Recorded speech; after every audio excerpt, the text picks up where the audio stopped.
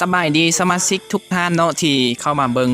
ไลฟ์หรือว่าวิดีโอนี้ย้อนหลังเนาะทาง YouTube ทาง Facebook เนาะวิดีโอนี้ก็จะมาแบ่งปันและก็แนะนำวิธีการใช้งานแอปของบริษัท Excellent for Life Group เช่นเดียวกันเนาะจะมาแนะนำวิธีการใช้งานเมนูตัวสุดท้ายเนาะวิธีการเบิงเมนูตัวสุดท้ายก็คือเมนู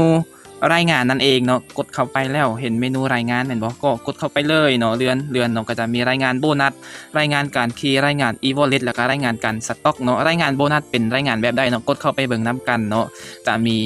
แยกออกมาเองเนาะก็คือรายงานโบนัสรวมทั้งหมดแล้วก็โบนัสแยกประเภทแล้วก็โบนัสแนะนำโบนัสบริหารทีมรายงานการหักค่าใช้จ่ายการโอนก็มีละเอียดถี่ถ้วนเนาะก็สามารถเบิ่งได้เนาะบ่ใดบ่เข้าใจก็สามารถติดต่อสอบถามมาได้เนาะแต่จะบ่เน้นหลายเมนูเนาะจะมาเข้าเมนูรายงานโบนัสทั้งหมดเนาะเข้าไปเบิ่งนํกันว่ามันมีอีหยังแหน่เนาะเลื่อนเข้าไปเลยเนาะนี่มันก็มีหลายๆอย่างเนาะจะเป็นประวัติการใช้ e-wallet ต่างๆเนาะการรับโบนัสเนาะค่าเข้าค่าออกมันมีให้เฮาเบิดวันนี้เลยเนาะเบิ่งได้เนาะเลื่อนก็ถือว่าหลายครั้งเนาะที่ได้รับเนาะโอเคเนาะประมาณนี้เนาะแล้วเฮาสิกลับย้อนไปเบิ่งเมนูตัวต่อไปก็จะเป็นเมนูรายงานการคีย์เนาะทุกอย่างที่เฮาคีย์มันจะกลับมาอยู่ในห้องตัวนี้หมดเนาะเมนูตัวนี้เนาะมันจะเป็นคีย์สมัครให้คนใหม่สั่งซื้อสินค้าเพื่ออัปเกรดตำแหน่งหรือรักษายอดเนาะมันจะอยู่ในนี้หมดเนาะบ่เว้าความยาวเนาะเข้าไปนํกันเลยแล้วมีเมนูแยกออกมาอีกก็คือเมนูคีย์การสมัครอาจจะเป็นผู้ใหม่ขั้นเบสิกหรือว่ามีจิ้นเมมเบอร์ก็ว่ากันไปเนาะกดเข้าไป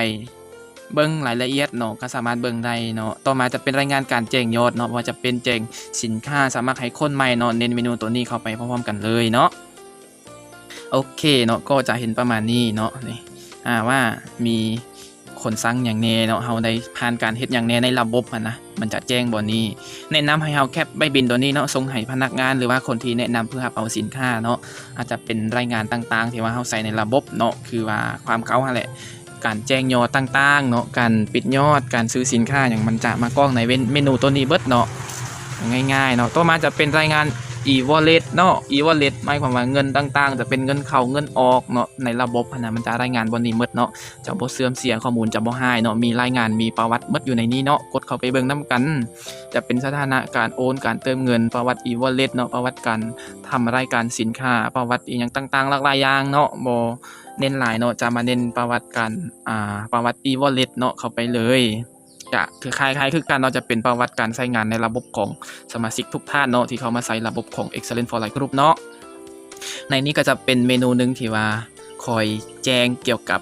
e-wallet ต่างๆเนาะว่าได้รับ e-wallet จากไผนะค่าเข้าค่าออกมันจะระบุไว้บนนี้หมดเนาะว่ามีการทำรายการเท่าใดประมาณใดนะเลือกได้เนาะเบิ่งได้ประวัติเนาะจะบ่มีการโลกการโกงกันภายในสายงานเนาะถือว่าเมนูตัวนี้ก็ซัพพอร์ตเรื่องของประวัติต่างๆที่เราได้เฮ็ดลงไปในระบบเนาะต่อมาก็จะเป็นเมนูตัวสุดท้ายเนาะรายงานการสต็อกตัวนี้ก็จะบ่เน้นเนาะแต่ถ้าว่าอยากรู้รายละเอียดเพิ่มเติมเนาะก็สามารถติดต่อมาส่วนตัวได้เนาะเพราะว่าไลฟ์นี่เนาะก็แม่นจะตัดเป็นวิดีโอเป็นทีละ EP เนาะทีละสเต็ปลงใน YouTube เพื่อสำหรับคนที่กลับมาเบิ่งย้อนหลังเนาะก็รอติดตามได้กันแบบนี้ตลอดเนาะสำหรับวิดีโอนี้เนาะก็ขอจบเพียงเท่านี้เนาะกล่าวทักทายสบายดีทุกท่านเนาะที่เข้ามาเบิ่งทาง YouTube เนาะไลฟ์ย้อนหลังเนาะมาพบกันใหม่เนาะในวิดีโอต่อไป